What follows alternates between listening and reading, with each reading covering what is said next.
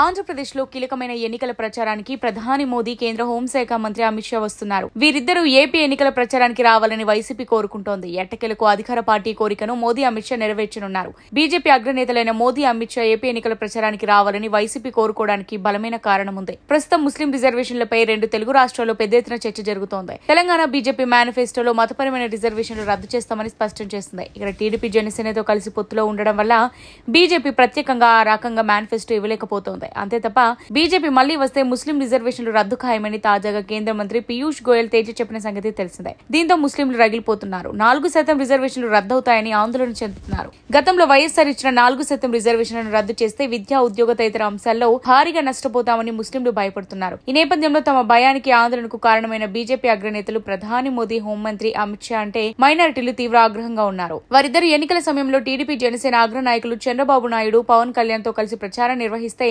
కూటమికి రాజకీయంగా భారీ దెబ్బ అనే అభిప్రాయం వ్యక్తమవుతోంది. ఈ నేపథ్యంలో ప్రధాని మోదీ ఏపీ ఎన్నికల ప్రచార స్కెడ్యూల్ విడుదల కావడం విశేషం. మే 3, 4 తేదీల్లో మోదీ కూటమి అభ్యర్థుల తరపున ప్రచారం నిర్వహించనున్నారు. అలాగే అమిత్ షా కూడా ప్రచారం చేస్తారని బీజేపీ కూటమి నేతలు చెబుతున్నారు. ఇంకా తేదీలు ఖరారు కాలేదు.